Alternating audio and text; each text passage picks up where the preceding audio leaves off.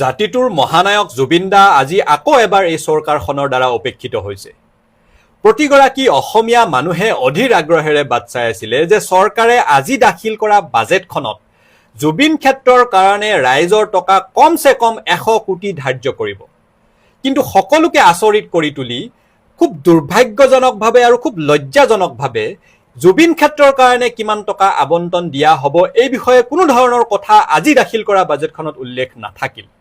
যিহেতু টকা কাৰো ঘৰৰ পৰা আনি দিব নালাগে, অসমৰ সন্মানীয় মুখ্যমন্ত্ৰী হিমন্ত বিশ্ব শৰ্মা ডাঙৰীয়া নাইবা বিত্তমন্ত্ৰী জয়ন্ত মল্ল বৰুৱা ডাঙৰীয়াৰ ঘৰৰ পৰা টকা আনি দিব নালাগে, টকা যিহেতু অসমীয়া মানুহৰ ৰাইজৰ জনতাৰ টকা, সেয়েহে অসমীয়া মানুহে আৰম্ভণিৰ পৰা এই দাবীটো জনাই আহিছিলে যে তাত যাতে এক বিশ্বমানৰ আধুনিক আৰু বিজ্ঞানসন্মত জুবিন ক্ষেত্ৰ গঢ় লৈ উঠে, এনেধৰণৰ আন্তঃগাঁথনি তাত যাতে গঢ় লৈ উঠে যি আন্তঃগাঁথনি যি জুবিন ক্ষেত্ৰই বিশ্বৰ মানুহক আকৰ্ষিত কৰিব পাৰিব, গোটেই বিশ্বৰ মানুহৰ কাৰণে এক সমন্বয়ৰ থলী হিচাপে জুবিন ক্ষেত্ৰ গঢ় লৈ উঠিব।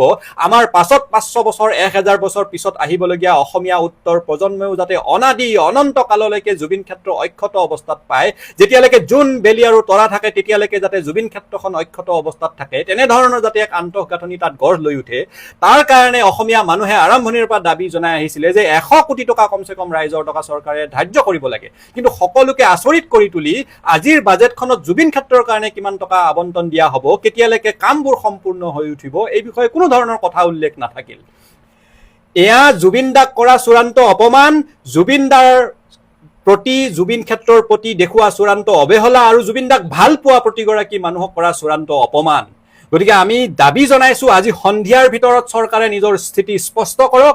জুবিন দাৰ কাৰণে ৰাইজৰ টকা কাৰো ঘৰৰ পৰা আনি দিব নালাগে, ৰাইজৰ টকা কমচে কম 100 কোটি টকা আবণ্টন দিয়ক আৰু কেতিয়ালৈকে জুবিন ক্ষেত্ৰৰ কাম সম্পূৰ্ণ হৈ উঠিব, জুবিন ক্ষেত্ৰখন কেনেধৰণে বনাব বিচাৰিছে এই বিষয়ে ৰাইজক জনাওক, ৰাইজৰ আগত স্থিতি স্পষ্ট কৰক। দুজন পেইণ্টাৰে থানাত ষ্টেটমেণ্ট দিলে যে এইখনটো জুবিনৰ ফটো যেন নালাগে, সেইকাৰণে আমি মুচি দিছো। এতিয়া সেই দুজনৰ মই নাম আপোনালোকক প্ৰকাশ কৰিম, আপোনালোকে ইণ্টাৰভিউ ল'ব যে তাত চৰকাৰে মুচিব দিছিল নেকি। ঠিকাদাৰজনো অসমীয়া আৰু তিনিওজনে জুবিনৰ ভক্ত। তেওঁলোকে ক'লে, আমি সুধিলো কিয় মুচিলি, বোলে এইখনটো দাদা জুবিন বুলিতো আমি ভবা নাছিলো। তেওঁলোকে মুচিলে। আমি গধূলি সুধিলো, ভাই কিয় মুচিলি? তেতিয়া তেওঁলোকে ক'লে যে এইখনটো জুবিনদাৰ ফটো যেন লগা নাই কাৰণে মুচি দিলো, আমিতো নাজানো এইখন জুবিনৰ ফটো বুলি। এতিয়া ময়ো যদি ৰং মিস্ত্ৰী হলোহেঁতেন, আজি থকা ফটোখনতো জুবিন গাৰ্গৰ দৰে নালাগে। জুবিনৰ ফটো এখন সামাজিক নিয়মে কি কয় যে জুবিন গাৰ্গৰ ফটো এখন গৰিমা গাৰ্গে অফিচিয়েলি ৰিলিজ কৰিব যে এইখন জুবিনৰ আনুষ্ঠানিক পৰ্ট্ৰেইট হ'ব। সব মানুহে সেইখন আঁকিব, আঁকাততো আপত্তি নাই। এখন ফটো ৰিলিজ হ'ব লাগিব নে নাই? সবেইতো সব ধৰণে আঁকিব নোৱাৰে, আঁকিব পাৰে নেকি আপোনালোকে কওকচোন? ৰাষ্ট্ৰপতিৰ ফটো আমি যিকোনো ফটো লগাব নোৱাৰো। এখন পৰিয়ালে ফটো ৰিলিজ কৰি দিয়ে যে এই ফটোখনে প্ৰতিমূৰ্তি বনালেও এখন ফটো। এতিয়া কি হৈছে, তাকে লৈ তেজপুৰত এখন অদ্ভুত ফটো বনায়, বৰপেটাত এখন অদ্ভুত ফটো বনায়, তাকে লৈ দুদিন ছ'চিয়েল মিডিয়াত চৰ্চা। আচল নিয়মটো কি যে আমাৰ জাতিটো কেনেকৈ পৰিচালনা হ'ব লাগে, মূল ছিষ্টেমটো কি যে জুবিনৰ অনুৰাগীসকল বহিব, এখন জুবিনৰ ফটো নিৰ্ণয় কৰিব যে জুবিন গাৰ্গৰ এইখন ফটো হ'ব, তাৰপিছত য'তে আঁকিব না, তাতো কোনো সমস্যা নাই। এতিয়া এই যিটো গ্ৰুপে ফটো আঁকে তেওঁলোক হ'ল SFI,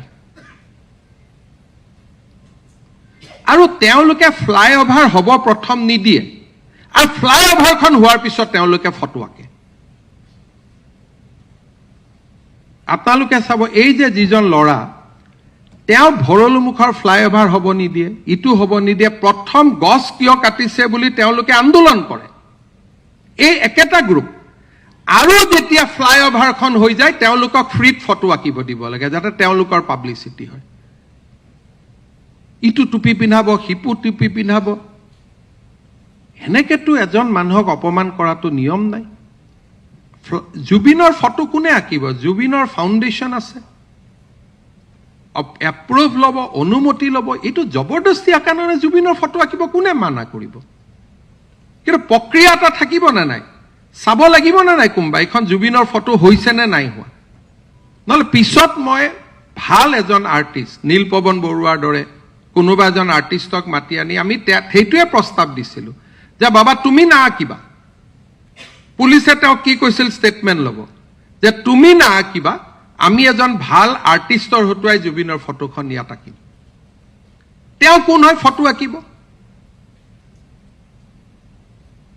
গতিকে মই সব ডিচিক অৰ্ডাৰ দি দিছোঁ, সব এছপিক অৰ্ডাৰ দি দিছোঁ, এই পাৰ্টিটোৱে যদি ফ্লাইঅভাৰত ফটো উঠে দে উইল বি এৰেষ্টেড। কাৰণ এওঁলোক হ'ল SFI। আৰু য'ত ত'ত গৈ পেলাই ফটোৰ ওপৰত চে গুৱেভাৰা বনাই দিয়ে ভাই। চে গুৱেভাৰা কোন হয়? মইতো কিউবাত গৈছোঁ, তাত আটাইতকৈ দেখিছোঁ, কিউবাৰ কথা ষ্টাডি কৰিছোঁ, আটাইতকৈ ড্ৰাগছৰ ব্যৱসায় তাত হয়। আমাৰ লগত চে গুৱেভাৰাৰ অসমৰ মাটি পানী বায়ুৰ লগত কি সম্পৰ্ক আছে? কোন হয়? অসমত যদি বিপ্লৱী বুলি ফটো আঁকে তে পৰেশ বৰুৱাৰ আঁকক। মই চিৰিয়াছলি কৈছোঁ ভাই, সংগ্ৰামটো কৰি আছে আজি 30 বছৰ। ভাল বেয়া বেলেগ কথা, আজিতো পৰিয়ালৰ পৰা দূৰত থাকিতো কৰি আছে। যদি আঁকিব লাগে পৰাগ দাসৰ আঁকক। ইয়াত চে গুৱেভাৰাটো ক'ৰ পৰা আহিলে মোক কওকচোন। কোন হয়? মইতো নাজানো। এইটো মই এইখন ফটো দেখাৰ পিছত মই পঢ়িছোঁ। কিউবাত কিবা কৰি আছে, কি কৰিছে কি কৰা নাই, তাতে এখন ষ্টেট কোনো মানে তাত মানুহ যাব নোৱাৰে। ইণ্ডিয়ান এম্বেচি এটা সোলাৰ পাৱাৰ লগাই চলি থাকে, লাইট নাই, ৰাস্তা নাই, পানী নাই। সেইখন ৰাজ্যৰ লগত দেশৰ লগত অসমৰ তুলনা হ'ব নেকি? ফটোৱা গাম্ভীৰ্যপূৰ্ণভাৱে যে আজি আমি এইখন ফ্লাইঅভাৰত অমুকৰ ফটো আঁকিম, জিলা আয়ুক্তই অনুমতি দিব। অসম চাৰু কাৰু কলা আমাৰ নিকেতন আছে, সুন্দৰ কৰি তাৰ ষ্টুডেণ্ট যাব, ধুনীয়াকৈ ফটো আঁকিব। কোনখন ফটো আঁকিব গৰিমা আগতে চহী কৰি দিব যে এইখন ফটো জুবিন গাৰ্গৰ ফটো হ'ব। তেনেকে এখন শৃংখলিত প্ৰদেশ কেনেকে চলে মোক কওকচোন? ডিচিপ্লিন ষ্টেট এখন কেনেকে চলে? তেনেকেইতো চলে। আজি ডক্টৰ হিমন্ত বিশ্ব শৰ্মাই কৈছে যে জুবিনদাৰ ফটো আঁকিবলৈ হলে তেওঁৰ পাৰ্মিশ্যন ল'ব লাগিব। মই হিমন্ত বিশ্ব শৰ্মাক সুধিব খুজিছো, আপুনি কোন? আপুনি কোন হয়? জুবিনদাৰ গান শুনিবলৈ, জুবিনদাৰ ফটো আঁকিবলৈ আপুনি পাৰ্মিশ্যন দিব লাগিব। জুবিনদাৰ আদৰ্শ, জুবিনদাৰ গান আমি শুনিমেই, আৰু যেতিয়াই মন যায় জুবিনদাৰ ফটো আমি আঁকিমেই। আপুনি কৈছে যে পৰেশ বৰুৱাৰ কিয় অংকন নকৰে? আপুনি এতিয়াও আলফাত যোৱা, আপুনি যে আলফা গৈছিলে, আপুনি যে আলফা কৰিছিলে, এতিয়াও আপুনি আলফা কথা পাহৰা নাই। আপুনি উচতনি দিবলৈ আহিছে অসমৰ ল'ৰা ছোৱালীক। পৰেশ বৰুৱাৰ কথা কৈ কবিতা লিখিলে আপুনি জেলত ভৰাই, আপুনি এতিয়া ক'বলৈ আহিছে পৰেশ বৰুৱাৰ ছবি অংকন কৰক, এনেকুৱা ধৰণৰ ফটো আমি বহলি কথা ক'বলৈ আহিছে। জুবিনদা অসমীয়া জাতিয়ে যেতিয়াই মন যাব জুবিনদাৰ গান গাব, যেতিয়াই মন যাব জুবিনদাৰ ছবি আঁকিব। এনেছে ভয় খাবলৈ আহিছে আপুনি ভয় খাবলৈ আহিছে। এনেছে লগাই জুবিনদাৰ আদৰ্শ পাহৰাবলৈ আহিছে। আজি জুবিনদাৰ মৃত্যু হ'ল, আজি কিমান দিন হ'ল? জুবিনদাৰ হত্যাকাৰী সকলে ফাঁচি হ'ল জানো? জুবিনদাৰ হত্যা হৈছিলে ক'ত? ডক্টৰ হিমন্ত বিশ্ব শৰ্মা, মই আপোনাক সুধিছো, মই বেদান্ত লস্কৰে অসমৰ মুখ্যমন্ত্ৰী হিমন্ত বিশ্ব শৰ্মা ডাঙৰীয়াক প্ৰশ্ন সুধিছো। ভাৰতবৰ্ষৰ বৈদেশিক পৰিক্ৰমা বিভাগৰ উদ্যোগত যি অনুষ্ঠান পৰিৱেশন হৈছিল ছিংগাপুৰলৈ, সেই অনুষ্ঠান কোনে পাতিছিলে? আপোনালোকৰ বিজেপি, আপোনালোকৰ RSSৰ বৈদেশিক পৰিক্ৰমা বিভাগে নিছিলে জুবিনদাক।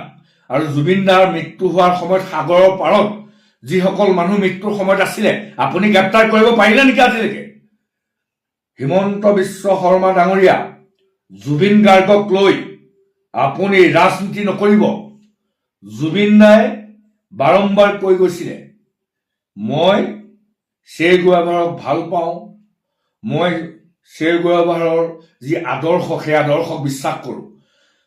মই শেষত এটা কথাই ক'ব খুজিছো, ভয় ভাবুকি দি জুবিনদাৰ আদৰ্শ, জুবিনদাই অসমীয়া জাতিটোৰ প্ৰতি কৰি থৈ যোৱা কাম, এই কাম আমি কেতিয়াও নেপাহৰো। যেতিয়াই মন যায় আমি জুবিনদাৰ গান গাম, যেতিয়াই মন যায় আমি ছবি আঁকিব নাজানিলেও জুবিনদাৰ ছবি আঁকিম। আপুনি NSA লগাই আৰু কিবা লগালেও আমাৰ হিয়াৰ আমঠু জুবিনদাক লৈ আপুনি এনেকুৱা ধৰণৰ ভাবুকি আৰু এনেকুৱা ধৰণৰ লেতেৰা ৰাজনীতি নকৰিবলৈ অসমৰ মুখ্যমন্ত্ৰী হিমন্ত বিশ্ব শৰ্মা ডাঙৰীয়াক সাৱধান কৰি দিছোঁ। অখিল গগৈ ডাঙৰীয়া অসমৰ নিপীড়িত জনতাৰ কাৰণে এটা আশাৰ ৰেঙনি আছিল। আজি তেওঁ এগৰাকী চূড়ান্ত ব্লেকমেইলাৰত পৰিণত হৈছে। অখিল গগৈ ডাঙৰীয়াই ক'ৰ পৰা পইচা পায়, কেনেকে মানুহক ব্লেকমেইলিং কৰি পইচা লয়, অখিল গগৈ ডাঙৰীয়াৰ আচল চটফটনিটো ক'ত? আচল চটফটনিটো হ'ল সিন্ডিকেট যে বন্ধ হৈ গ'ল, বন্ধ হৈ যোৱা কাৰণে অখিল গগৈৰ চটফটনি বাঢ়িছে। দুখ লাগে যে এটা সময়ত অসমৰ নিপীড়িত শ্ৰমিক কৃষকৰ মুক্তিৰ কাৰণে একেলগে আমি কাম কৰিছিলোঁ। আমাৰ দৰে বহুত মানুহ আপোনাৰ লগত থাকি আমি কি হেৰুৱালো কি নেহেৰুৱালো, মইতো ব্যক্তিগতভাৱে এখন কিতাপ লিখি আছোঁ। অখিল গগৈ ডাঙৰীয়া, আপোনাৰ এই চটফটনীয়া কাম নিদিব। আপোনাৰ হাতত যদি কিবা সঁচাকে তথ্য আছে আপুনি তথ্য সহকাৰে দিয়ক। বিধানসভাত এই ধৰণে নাটক কৰিবলৈ নাহিব। আজি অসম বিধানসভাৰ চৌহদত ৰাইজৰ দলৰ বিধায়ক অখিল গগৈ ডাঙৰীয়াই এখন নাটক মঞ্চস্থ কৰা আমি দেখিবলৈ পালোঁ, যিখন নাটকৰ বিষয়বস্তু হিচাপে তেওঁ সিন্ডিকেটক তুলি ধৰিব বিচাৰিছে। আৰু গোটেই নাটকখনৰ ৰচনা, পৰিচালনা, পৰিকল্পনা আৰু অভিনয় সকলোখিনি তেওঁৰে, অখিল গগৈ ডাঙৰীয়াৰ। লগত এগৰাকী বিধায়ক থাকে, তেওঁ ঢেঙৰ পৰা এইবাৰ নিৰ্বাচিত হৈছে, মেহবুব মুখতাৰ। তেখেতৰ মুখত বচন নাথাকে। সদায় যিমানখিনি নাটক হয় তেখেতে অকলে ৰচনা, পৰিচালনা, পৰিকল্পনা, অভিনয় সকলো তেওঁৰ। আজি যিখন নাটক তেখেতে কৰিলে, এই নাটকৰ কাহিনীটো ইমান দুৰ্বল, ইমান মিছা কথাৰে ভৰপূৰ যে আমি তাৎক্ষণিকভাৱে এই গোটেই বিষয়টোত আমোদ পাইছোঁ আৰু তাৰ এটা সামান্য প্ৰতিক্ৰিয়া মই আপোনালোকৰ সন্মুখত তুলি ধৰিব বিচাৰিছোঁ। তেখেতে যিবিলাক কথা দেখুৱালে তাত এটা তথ্য আছে নেকি? মাত্ৰ এটা তথ্য, এটাও তথ্য নাই। অসমত এতিয়া সিন্ডিকেট বন্ধ। ডক্টৰ হিমন্ত বিশ্ব শৰ্মা ডাঙৰীয়াৰ নেতৃত্বৰ চৰকাৰৰ দিনত সিন্ডিকেট সম্পূৰ্ণৰূপে বন্ধ। সৰ্বানন্দ সোণোৱাল ডাঙৰীয়াৰ চৰকাৰৰ দিনতো সিন্ডিকেট সম্পূৰ্ণৰূপে বন্ধ আছিলে। যোৱা 10টা বছৰত অসমত সিন্ডিকেট সম্পূৰ্ণৰূপে বন্ধ আছে। কোনো ধৰণৰ সিন্ডিকেট যোৱা 10টা বছৰত চলা নাই। সিন্ডিকেটৰ কাহিনী শুনিছিলোঁ আমি 10 বছৰ আগত। এতিয়া অখিল গগৈ ডাঙৰীয়াই মাজে মাজে সিন্ডিকেট এনেকুৱা কথাবিলাক কৈ অসমৰ কিছুমান ঠিকাদাৰক ভয় খুৱায়, কিছুমান আমোলা বিষয়াক ভয় খুৱায়, কিছুমান ব্যৱসায়িক ভয় খুৱায় আৰু ভয় খুৱাই তেখেতৰ নিজৰ অভিষ্ট সিদ্ধি পূৰণ কৰি থাকে। আজি শিৱসাগৰৰ তেখেত বিধায়ক হিচাপে যোৱা 5টা বছৰত ঠিকাদাৰবিলাকক যদি আপোনালোক সকলোৱে সোধে গম পাব তেখেতে কাৰ পৰা কেনেকৈ কি কৰিছে। এতিয়া আজি এটা কাহিনী বনাইছে, যিটো কাহিনীৰ জৰিয়তে আচলতে অসমৰ মুখ্যমন্ত্ৰীগৰাকীক অপমান কৰা হৈছে, BTC প্ৰধান হাগ্ৰামা মহিলাৰী ডাঙৰীয়াক অপমান কৰা হৈছে, অসমৰ বিত্ত পৰিৱেশ বন মন্ত্ৰী জয়ন্ত মল্ল বৰুৱা ডাঙৰীয়াক অপমান কৰা হৈছে। এনেকুৱা অপমানজনক তেখেতে যি এখন নাটক ৰচনা কৰিলে, আমি এই অপমানজনক, এই গোটেই তেখেতৰ যিটো বহুৱালি, এইটোক সম্পূৰ্ণৰূপে ধিক্কাৰ দিছোঁ। আৰু আমি এনেকুৱা ধৰণৰ বহুৱালি যাতে তথ্য নথকাকে, তথ্যৰ আধাৰত নথকা এনেকুৱা ধৰণৰ বহুৱালি ভৱিষ্যতে নকৰিলে আমি ভাল পাম, অসমৰ জনতাই ভাল পাব। এতিয়া অখিল গগৈ ডাঙৰীয়াৰ আচল চটফটনিটো ক'ত? আচল চটফটনিটো হ'ল সিন্ডিকেট চলি আছে বুলি নহয়, সিন্ডিকেটটো চলি থকা নাই।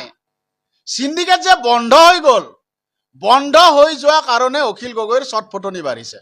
আমি সকলোৱে জানো, অসমৰ যিসকল জ্যেষ্ঠ সাংবাদিক সকলোৱে জানে, অসমৰ ৰাজনৈতিক মহলৰ যিসকল ভূৰখা মানুহ সকলোৱে জানে, ৰাজনীতিকসকল সকলোৱে জানে যে অখিল গগৈ ডাঙৰীয়াই ক'ৰ পৰা পইচা পায়, কেনেকে মানুহক ব্লেকমেইলিং কৰি পইচা লয়। নিৰ্বাচনৰ আগতে কিমান কোটি টকা তেখেতে খৰচ কৰিলে নিজৰ সমষ্টিত সকলোৱে জানে। গতিকে তেখেতে এখন বৰ সুন্দৰ দোকান চলাই আছে ইমান দিনে। দুখ লাগে যে এটা সময়ত অসমৰ নিপীড়িত শ্ৰমিক কৃষকৰ মুক্তিৰ কাৰণে একেলগে আমি কাম কৰিছিলোঁ। একেধৰণে আমি জনতাক উদ্বুদ্ধ কৰিবৰ কাৰণে নিজৰ অধিকাৰ সম্পৰ্কে সচেতন কৰিবলৈ কাম কৰিছিলোঁ। কিন্তু বিধায়ক হোৱাৰ পিছত অখিল গগৈ ডাঙৰীয়াৰ এনেকুৱা ধৰণৰ স্খলন ঘটিল, যাৰ ভয়ত এতিয়া ব্যৱসায় মহল আতংকিত হৈ থাকে। কেতিয়া ব্লেকমেইলিং কৰে, ঠিকাদাৰসকল আতংকিত হৈ থাকে, কেতিয়া কি ধৰণে ব্লেকমেইলিং কৰে। অৰ্থাৎ যিগৰাকী অখিল গগৈ ডাঙৰীয়া অসমৰ নিপীড়িত জনতাৰ কাৰণে এটা আশাৰ ৰেঙনি আছিল, আজি তেওঁ এগৰাকী চূড়ান্ত ব্লেকমেইলাৰত পৰিণত হৈছে।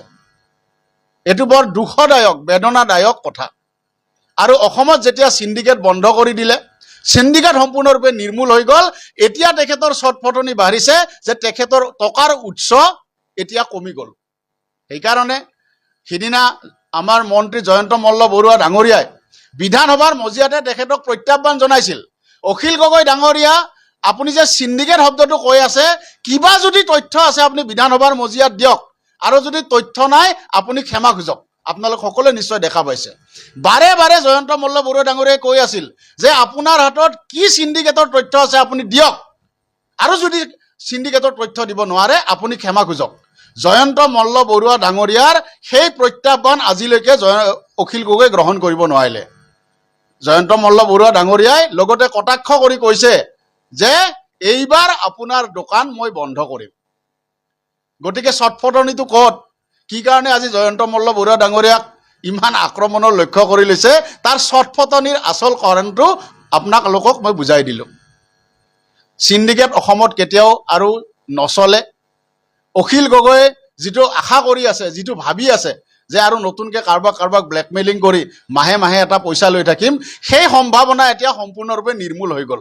গতিকে অখিল গগৈ ডাঙৰীয়াৰ এই ছটফটনি আমি আৰু কিছুদিন দেখিম, আৰু কেইদিনমান এনেকৈ দেখি থাকিব লাগিব। সংবাদ মাধ্যমেও এটা বিষয় হিচাপে তেখেতক তুলি ধৰিব লাগিব, এইটো চলি থাকিব। কিন্তু এইবাৰ অখিল গগৈ ডাঙৰীয়াৰ এইবাৰ যিখন চৰকাৰ চলি আছে, অখিল গগৈ ডাঙৰীয়াৰ আগৰ চিলেবাছৰ বাহিৰত চলি আছে। তেওঁৰ পাঠ্যক্ৰম পুৰণা হৈ গ'ল। তেওঁ যি পাঠ্যক্ৰমত আগতে মাষ্টাৰ আছিলে সেই পাঠ্যক্ৰম পুৰণা হৈ গ'ল, এতিয়া নতুন চিলেবাছত চৰকাৰ চলি আছে। গতিকে অখিল গগৈ ডাঙৰীয়া আপোনাৰ এই ছটফটনিয়ে কাম নিদিব। আপোনাৰ হাতত যদি কিবা সঁচাকে তথ্য আছে আপুনি তথ্য সহকাৰে দিয়ক। বিধানসভাত এই ধৰণে নাটক কৰিবলৈ নাহিব। তথ্য দিয়ক। আজি আপুনি এটা তথ্য দিব পাৰিলে জানো? এটা তথ্য আপুনি দিব পাৰিলে জানো? আপুনি ক'লে যে হাগ্ৰামা মহিলাৰী জয়ন্ত মল্ল বৰুৱা ডাঙৰীয়াই এনেকৈ বহি লৈ সিন্ডিকেট কৰি থাকে। ময়ো ক'ব পাৰোঁ আপোনাক, হাজাৰটা কাহিনী আপোনাৰ মই ক'ব পাৰোঁ। আপুনি ব্লেকমেইলিং কৰাৰ হাজাৰটা কাহিনী ক'ব পাৰোঁ। কিন্তু আমি কৈ থকা নাই কিয়? যে বহুত কথা মুখ বাগৰি অহা কথা। কিছু কথাৰ তথ্য আছে, কিছু কথাৰ তথ্য নাই। সেইকাৰণে কিছুমান কথা আমি এতিয়ালৈকে কোৱা নাই। সময় আহিব, আপুনি যেনেকৈ কাহিনী বনাই বনাই কৈ আছে, আপোনাৰ বিষয়ে কাহিনী বনাই কৈ থাকিবলৈ যদি কৈ থাকোঁ এখন মহাভাৰত হ'ব। আৰু এই ধৰণে মিছা কথাৰে জনতাৰ দ্বাৰা নিৰ্বাচিত প্ৰতিনিধিক, অসমৰ মাননীয় মুখ্যমন্ত্ৰীগৰাকীক অপমানসূচক উপঙুলুঙা সূচক কথা আপুনি নক'ব। বিত্তমন্ত্ৰীগৰাকীক উপলুঙা সূচক কথা নক'ব। আজি দীৰ্ঘদিনীয়া সহস্ৰ নিৰস্ত্ৰ সংগ্ৰামৰ ফলত আজি বড়োলেণ্ড এলেকাত ৰাইজে নতুন অধিকাৰ পোৱাৰ ৰাস্তা মুকলি হৈছে। সেই বড়োলেণ্ডৰ চিফ হাগ্ৰামা মহিলাৰী ডাঙৰীয়া, আপুনি তেখেতক এনেকৈ উপলুঙা সূচক কথা নক'ব। তথ্য নথকাকৈ আপুনি এই ধৰণে জনপ্ৰতিনিধিসকলক, জনতাৰ ভোটেৰে নিৰ্বাচিত এইসকল নেতাৰ বিষয়ে আপুনি কথা নক'ব। যদি তথ্য আছে আপুনি দিয়ক। আমি চৰকাৰে যদি কিবা খেলি মেলি কৰিছে, ক'ৰবাত যদি কিবা অনিয়ম হৈছে, সঁচাকৈ আপুনি কোৱাৰ দৰে যদি ক'ৰবাত সিন্ডিকেট আছে আপুনি তথ্য সহকাৰে দেখুৱাই দিয়ক। কি কাৰণে আপুনি এটা তথ্য দিব নোৱাৰে? আপুনি কণীৰ কথা ক'লে, আপুনি কণী, মই মাত্ৰ এটাই উদাহৰণ দিওঁ, কণী অন্ধ্ৰপ্ৰদেশৰ পৰা কণী আহে। আপুনি ক'লে যে ইয়াত 8 টকা দৰত বিক্ৰী হয়, দিল্লীত 6 টকা 7 টকা দৰত বিক্ৰী হয়। এতিয়া আপুনি চাব যে অন্ধ্ৰপ্ৰদেশৰ পৰা দিল্লীৰ দূৰত্ব 1600 কিলোমিটাৰ আৰু অসমৰ দূৰত্ব 2500 কিলোমিটাৰ। এই মাজৰ কি ট্ৰেন্সপৰ্টেশ্যনৰ খৰচটো নাথাকিব? উৎসৰ পৰা যিসমূহ আপুনি সামগ্ৰীৰ কথা ক'লে, দাম বঢ়াৰ কথা ক'লে, সিন্ডিকেটৰ কাৰণে দাম বাঢ়িছে বুলি ক'লে, তাৰ উৎসত খবৰ লওক। উৎসত তাত কিমান টকা, উৎসৰ পৰা অসমৰ পৰিবহণ ব্যয় কিমান, এই গোটেই কথাবিলাক আপুনি হিচাপ কৰক। হিচাপ কৰিলে দেখিব যে বেলেগ অন্য ৰাজ্যতকৈ, আনকি বিৰোধীয়ে শাসন কৰা অন্য ৰাজ্যতকৈও আমাৰ ইয়াত সামগ্ৰীৰ মূল্য আচলতে কম। কাৰণ আমি একদম অসমৰ উত্তৰ পূব প্ৰান্তত আমি আছোঁ, ইয়াত পৰিবহণ খৰচটো আমাৰ বহুত বেছি থাকে। এটা এটাকে আপুনি উদাহৰণ দিব পাৰোঁ, আপুনি এটা এটাকে তথ্য দিয়ক, আমি এটা এটাকে আপোনাৰ উত্তৰ দি যাম। তথ্য নথকাকে এই ধৰণে অসমৰ ৰাইজক বিভ্ৰান্ত কৰাৰ আপোনাৰ যি সেই পুৰণা পৰম্পৰা, এই পৰম্পৰা বন্ধ কৰক। বহুত মানুহ মিছলিড হ'ল, বহুত মানুহক আওমৰণে মৰিবলগীয়া হ'ল, অকাৰণতে বহুত মানুহ মৃত্যুবৰণ কৰিবলগীয়া হ'ল, বহুত মানুহ ঘূণীয়া হ'ল। আমাৰ দৰে বহুত মানুহ আপোনাৰ লগত থাকি আমি কি হেৰুৱালোঁ কি নেহেৰুৱালোঁ। মইতো ব্যক্তিগতভাৱে এখন কিতাপ লিখি আছোঁ, গোটেই অভিজ্ঞতাবিলাকক লৈ। এদিন অসমৰ মানুহে সেই কথাবিলাক পঢ়িব। গতিকে অনুৰোধ জনাম, আহ্বান জনাম, আপুনি ৰাজনীতিক চিৰিয়াছ বিষয় হিচাপে লওক। আপুনি ৰাজনীতিক যি ধৰণে এজন বিধায়ক হিচাপে গোটেই বিধানসভাখনকে আপুনি পাতল কৰি পেলাব গৈছে, এইটো অসমৰ জনতাই কেতিয়াও গ্ৰহণ নকৰে। 2,85,084.45 কোটি টকাৰ বাজেট আৰু অসমৰ ধাৰে আজিৰ দিনটো, হিচাপটো ইয়াত দিয়া নাই, পিছফালে নিশ্চয় আছে অসমৰ ধাৰে আজিৰ প্ৰায় দিনটোত 2,20,000 কোটি টকা। অসমৰ ধাৰ আৰু অসমৰ বাজেট মোটামুটি সমান। এই বাজেটৰ 20%, প্ৰায় 20% অকল ধাৰৰ পৰা আহিব। আমাৰ যিটো ৰেভিনিউ ৰিচিভ ডে, ক'ৰ পৰা টকা আহিব আপোনালোকে পিছফালে চাওক, where rupees comes from। ইয়াত কৈছে যে অকল পাব্লিক ডেপ্টৰ পৰা আহিব 19.76 আৰু অন্য ট্ৰেন্সফাৰ আন কিছুমান আনৰ পৰা আহিব 0.21%। অৰ্থাৎ আজিৰ যিটো বাজেট, সেই বাজেটৰ 20% ধাৰ ল'ব। মানে 2 লাখ কোটি টকা যদি হয়, তেতিয়াহ'লে 40,000 কোটি টকা, 2 লাখ কিমান কোটি টকাৰ বাজেট এখন, 2,85,000 কোটি টকাৰ বাজেট, প্ৰায় 56,000 কোটি টকা ধাৰ ল'ব। 56,000 কোটি টকাৰ ধাৰ ল'ব। 56,000 কোটি টকাৰ ধাৰ লোৱা এখন বাজেট। গতিকে যিখন বাজেটত 20% ধাৰ ল'ব, সেইখন বাজেটত উন্নয়নৰ কাৰণে একোৱে দিয়া নাই, চব খালি। এই যিখন ৰচনা শুনিবলৈ শুৱলা, একান্ত বাধ্য ছাত্ৰৰ নিচিনাকৈ পঢ়িলে আমি শুনিছোঁ, এইখন মূল্যায়ন কৰিবলৈ সময় লাগিব বাস্তৱ ক্ষেত্ৰত কি হয়। নাই, বাজেটখন দাদাটো দেখিলে শাসক পক্ষই একদম গীতা, বাইবেল, কোৰাণ নিচিনাকৈ ক'ব বিচাৰে, দেখিলে এনেকুৱাই লাগে। কিন্তু সাধাৰণ মানুহৰ ক্ষেত্ৰত বহু ক্ষেত্ৰততো কৰ্তনে কৰিছে, আপোনালোকে দেখিছে প্ৰাথমিকতে। নতুন বিত্তমন্ত্ৰী জয়ন্ত মল্ল বৰুৱা ডাঙৰীয়াই যেতিয়া একান্ত বাধ্য ছাত্ৰৰ দৰে অতি মনোযোগেৰে বিধানসভাৰ মজিয়াত বাজেটখন পাঠ কৰি আছে, তেতিয়া আমিও অতি মনোযোগেৰে চাই থাকোঁতে মোৰ মনলৈ এটা কথা আহিছে যে আমি যেতিয়া ল'ৰালি কালত স্কুলীয়া জীৱনত, স্কুলত যেতিয়া পঢ়ি আছিলোঁ, তেতিয়া আমাক ৰচনা লিখিবলৈ দিয়ে, এখন ৰচনা লিখিবলৈ দিয়ে, এম ইন লাইফ বা মোৰ জীৱনৰ লক্ষ্য। আৰু সেই ৰচনাখনত আমি তেতিয়া কি কৰোঁ, সকলোৱে কোনোবাই ডক্টৰ হ'ম, কোনোবাই ইঞ্জিনিয়াৰ হ'ম, কোনোবাই ব্যৱসায়ী হ'ম, এনেকৈ আমাৰ কল্পনা প্ৰসূত কথাবিলাক আমি ৰঙীনভাৱে আমি সেই তাত ৰচনাখনত লিখোঁ। আৰু এই ৰঙীন কিছুমান কথাৰে বিত্তমন্ত্ৰী জয়ন্ত মল্ল বৰুৱা ডাঙৰীয়ায়ো খুব ধুনীয়াকৈ ৰঙীন কিছুমান সপোন দেখুৱাই এই বাজেটখন পাঠ কৰিছে। গতিকে বাস্তৱিকতে কি হ'ব, বাস্তৱিকতে এই গোটেই কথাবোৰ কেনেকৈ ৰূপায়ণ হ'ব, সেইটো সময়ে ক'ব, আমি সময়লৈ বাট চাব লাগিব। কিন্তু যোৱা 10টা বছৰ বিজেপি চৰকাৰ, এইটো প্ৰথম কাৰ্যকাল নহয়, যোৱা 2টা কাৰ্যকালত 10টা বছৰত আমি যিটো তেওঁলোকৰ কাৰ্যকলাপ দেখিছোঁ, তাত আমি দেখিছোঁ যে ৰাইজৰ টকাৰে, বাজেটত নিৰ্ধাৰিত টকাৰে বিল্ডিং বনাইছে, ডাঙৰ ডাঙৰ ভাল বিল্ডিংবিলাক ভাঙিছে, আকৌ ভাল বিল্ডিং বনাইছে, অভাৰব্ৰিজ বনাইছে, কিছুমান মানুহে ঠিকা পাইছে, কমিশ্যন পাইছে। আৰু আমি দেখিলোঁ যে জলসিঞ্চনৰ নামত 5টা বছৰত 5,350 কোটি টকা খৰচ কৰিছে। তাৰপিছত কিন্তু 10% কৃষিভূমিটো জলসিঞ্চনৰ ব্যৱস্থা কৰিব নোৱাৰিলে। আজিৰ দিনটোতো বিজ্ঞান প্ৰযুক্তিবিদ্যাৰ যুগতো এতিয়া ভেকুলী বিয়া পাতিব লগা হৈছে। মুখ্যমন্ত্ৰীয়ে কৈছে যে ভেকুলী বিয়াও পাতিব লাগিব। কৃষি ক্ষেত্ৰত দেখিলোঁ খুদ ছিনিয়ৰ এগৰাকী বিধায়ক মৃণাল শইকীয়া ডাঙৰীয়াই বিধানসভাৰ মজিয়াত কৈছে যে মই 2টা বীজ পৰীক্ষা কৰি চাইছোঁ, চৰকাৰী বীজ কিন্তু পতান আৰু নিজে মানুহে কৰা বীজহে ভাল। গতিকে সেই বীজ যোগানৰ নামতো বিধানসভাৰ এই বাজেটত বৃহৎ পৰিমাণৰ ধন আমি ধাৰ্য কৰা দেখিছোঁ। তৃতীয়তে আমি দেখিছোঁ যে জল জীৱন মিছন, নল আছে জল নাই, ব্যাপক জল জীৱনৰ নামত কেলেংকাৰী। যোৱা 10 বছৰত আমি সেইবিলাক দেখিছোঁ। যোৱা 10 বছৰত আমি এইটো দেখিছোঁ যে ডাঙৰ ডাঙৰ মেডিকেল কলেজ বনোৱা হৈছে, ডাঙৰ ডাঙৰ ধুনীয়া ধুনীয়া ছাইনবোৰ্ড লগোৱা হৈছে। এইবাৰো কেইখনমান মেডিকেল কলেজৰ আকৌ প্ৰস্তাৱ লৈছে। গতিকে ছাইনবোৰ্ড আছে, বিল্ডিং আছে, কিন্তু চিকিৎসা সেৱা নাই, যিটো কাৰণে গাঁঠিৰ ধন ভাঙি মানুহে নাৰ্ছিং হোমত ট্ৰিটমেণ্ট কৰিব লগা হৈছে। যোৱা 10 বছৰত আমি এইবিলাক দেখিছোঁ। ডাঙৰ ডাঙৰ ইউনিভাৰ্চিটি শিক্ষানুষ্ঠান বনোৱা হৈছে, ধুনীয়া ধুনীয়া ছাইনবোৰ্ড, ধুনীয়া ধুনীয়া বিল্ডিং, কিন্তু মানুহে অৰুণোদয় টকাৰে বন্ধন বেংকৰ ঋণ লৈ গাঁৱত মানুহে সেই বিদ্যালয়বিলাকত পঢ়াব নোৱাৰি, মানদণ্ড ভাল নহয় কাৰণে প্ৰাইভেট স্কুলত পঢ়াব লগা হৈছে। সেইবিলাক আমি যোৱা সময়খিনিত দেখিছোঁ। গতিকে সময়ে ক'ব এই ৰঙীন সপোনবিলাক বাস্তৱত কেনেকৈ ৰূপায়িত হয়, আমিও বাট চাব লাগিব। মানে মই ক'লোঁ যে যোৱা 10 বছৰত এইখনটো ৰচনাহে। মই ক'লোঁ যিখন ৰচনা আমি স্কুলত যেনেকৈ ৰচনাখন লিখোঁ, আমাৰ ৰচনাখন পিছত শিক্ষকে চাব, চাই তাত মূল্যায়ন কৰিব, তাৰপিছত নম্বৰ দিব। ঠিক তেনেকৈ এই যিখন ৰচনা শুনিবলৈ শুৱলা, একান্ত বাধ্য ছাত্ৰৰ নিচিনাকৈ পঢ়িলে আমি শুনিছোঁ, এইখন মূল্যায়ন কৰিবলৈ সময় লাগিব বাস্তৱ ক্ষেত্ৰত কি হয়। কিন্তু মই এইটো কথা বাৰম্বাৰ কৈছোঁ যে বিজেপি চৰকাৰৰ এইখনেই প্ৰথম বাজেট নহয়, এইটোৱে প্ৰথম কাৰ্যকাল নহয়।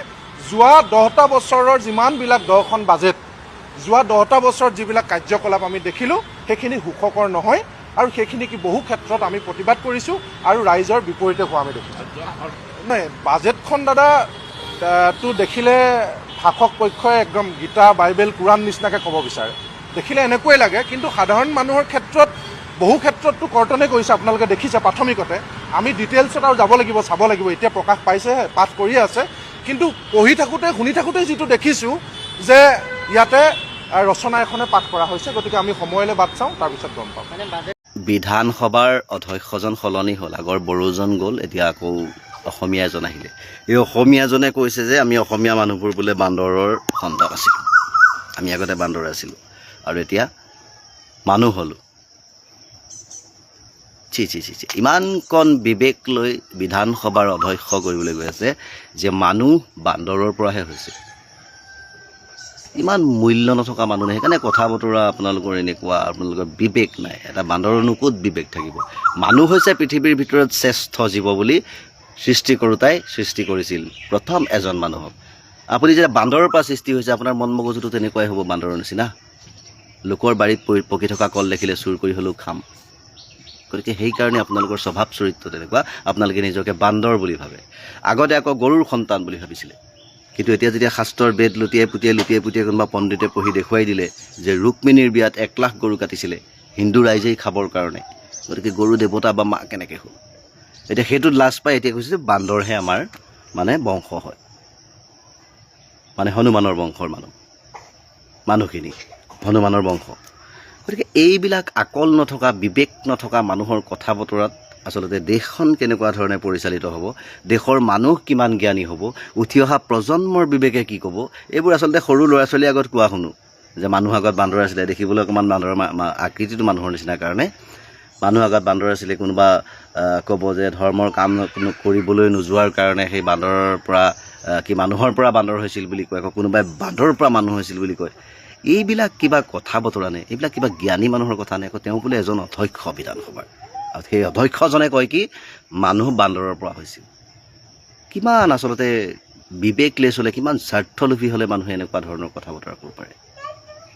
অকল স্বাৰ্থৰ কাৰণে আচলতে এইবিলাক কাম কৰি আছে, এইবিলাক বিধায়ক হৈছে বা অধ্যক্ষ হৈছে, কিবা হৈছে। নলেজ বোলা বস্তুটো একো নাই, অকল স্বাৰ্থৰ কাৰণে মানে গৈ এইবিলাকত মানে যোগদান কৰি ৰাইজৰ পৰা ভোট লৈ জিকি এনেকুৱা কাম কৰি আছে। সেইকাৰণে আজি দেশখন ৰসাতলে গৈ আছে। আজি পেট্ৰলৰ লগত ইথানল মিক্স হ'ল, অসমৰ ৰাইজে প্ৰতিবাদ কৰিছে, দেশৰ ৰাইজে প্ৰতিবাদ কৰিছে, গাড়ীখনৰ ইঞ্জিন নষ্ট হ'ব, তাৰ কথা বতৰা লৈ কিন্তু আমি বিধানসভাত শুনা পোৱা নাই, এইবিলাক আলোচনা হোৱা নাই। গতিকে এই বস্তুবোৰৰ ওপৰত গুৰুত্ব দিব লাগিব যে যিখন ৰাইজে আমাক আকৌ 5 বছৰৰ কাৰণে ভোট দি জিকালে, গতিকে ৰাইজক অকণমান সকাহ দিওঁ। প্ৰত্যেকটো বস্তুৰ দাম বাঢ়িছে, কোনটো বস্তুৰ দাম কমি আছে সেই কথাটো কওক।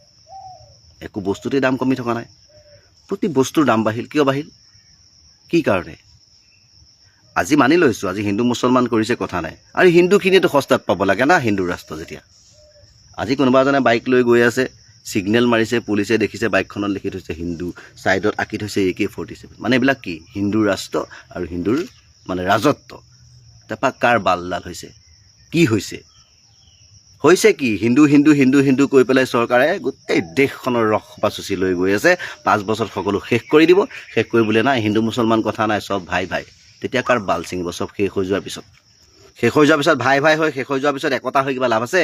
এতিয়া আমি থুনুকা, এতিয়া আমাক এটাক মৰিয়ালে এইটোৱে অকণমান ওচৰতাইহে দিম, মাৰ ই মুছলিম হয়, মাৰ ই হিন্দু হয়, বুজি পালে? এই বস্তুটো কৰিবৰ কাৰণেই জাতিটো থুনুকা কৰি আচলতে বিভ্ৰান্তিৰ সৃষ্টি কৰি মানুহৰ মাজত তলে তলে দেশ বিকি শেষ কৰি দিলে। আৰু আমি মূৰ্খৰ নিচিনাকৈ আমাৰ মাজতে আমি কাজিয়া কৰি আছোঁ, আৰু আমাতকৈ জানো মূৰ্খ পৃথিৱীত আছে? গতিকে নিজৰ বিবেকেৰে বিবেচনা কৰি পেলাইহে কথা বতৰাবিলাক আলোচনা কৰক। কাৰণ আজি আমি যি দেখিলোঁ, বিধানসভাৰ অধ্যক্ষলৈকে বিবেকলেছ মানুহ। তেওঁলোকৰ কথা বতৰাই আমাক কি শিকাব, আমাৰ প্ৰজন্মক কি শিকাব? গতিকে আজিকালি তেওঁলোকৰ কথা বতৰাবোৰ যদি আমি এটা ভাল কথা বুলি ভাবোঁ, শুদ্ধ বুলি ভাবোঁ, তেতিয়া আমাৰ উঠি অহা প্ৰজন্ম কিন্তু অশুদ্ধ হ'ব। কাৰণ সেইখিনি শুদ্ধ বুলি ভাবি যদি আমি উঠি অহা প্ৰজন্মক শুদ্ধ বুলি কৈ জ্ঞান দিবলৈ যাওঁ, উঠি অহা প্ৰজন্ম কিন্তু মূৰ্খৰ বাহিৰে বেলেগ পৰিচয় দিব নোৱাৰিব। গতিকে এই শিক্ষা কিয়, এইবিলাক কি দৰকাৰ আছে? আমাৰ নেতা মন্ত্ৰী MLA ডাঙৰ ডাঙৰ জ্ঞান দি থাকে মাজে মাজে, গতিকে স্কুল বন্ধ কৰি দিয়ক। এওঁলোকে বহুত ভাল ভাল শিক্ষা দিয়ে। এওঁলোকৰ কথা বতৰাত আচলতে মানুহৰ মাজত মহাব্বতটো নাইকিয়া হৈ গুচি গৈছে, মানুহে মানুহক চিনি পাবলৈ নোৱাৰা হৈ গৈছে। আজি কোনোবা অকণমান যদি মুছলমান ছোৱালীজনী দেখিছে, কালি সেয়া 10-15টা হিন্দুৱে কি কৰিছে, ধৰ্ষণ কৰি বস্তাত বান্ধি কি কৰিছে, পানীত পেলাই থৈ গুচি গৈছে। হিংসা এইটো, মানে তেওঁ মুছলিম হয়। গতিকে এই বস্তুবোৰ আৰম্ভণি কিন্তু চৰকাৰে কৰিছে। এতিয়া ধোৱা তুলসীৰ পাত হৈ দেখুৱালে কিন্তু লাভ নহ'ব। গতিকে যেনেকৈ দেশখনৰ জাতিটোক দুভাগ কৰিলে ফালিচিৰি, তেনেকৈ আকৌ এক কৰি দিবৰ কাৰণে অনুৰোধ জনাইছোঁ দেশৰ নাগৰিক হিচাপে। ধন্যবাদ। Justice for Zubeen Garg.